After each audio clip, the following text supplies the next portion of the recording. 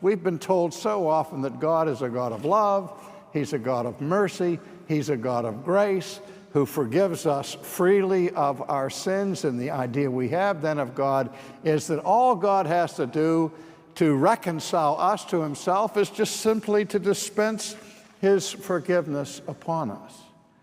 But when we think like this, we forget that God is holy.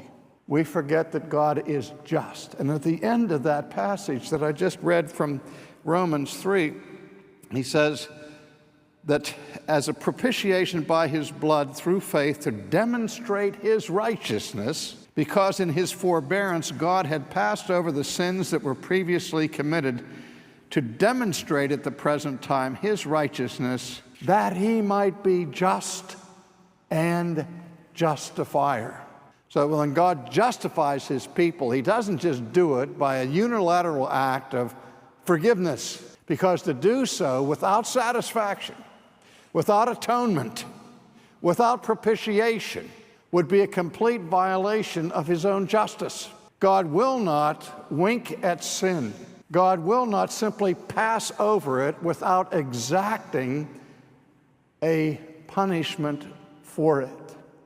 And so in the whole elaborate ritual of the Day of Atonement, we see the symbolism of the blood sacrifice that is given to propitiate the wrath of God and to satisfy His justice. Now, we come to the New Testament and we read the book of Hebrews, and the book of Hebrews reminds us that the blood of bulls and goats cannot atone for our sins. All this elaborate business of killing the goat and pouring its blood on the mercy seat isn't going to save anybody from their sins, because there's no inherent intrinsic value in the blood of a goat to effect propitiation.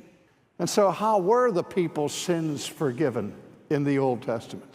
Not on the basis of the blood of the goat, but on the basis of the blood of Christ, who was yet to come. All of these observations and rituals in the tabernacle and later in the temple were pointing beyond themselves to the future reality that would come, that in fact would satisfy the demands of God's righteousness and His justice.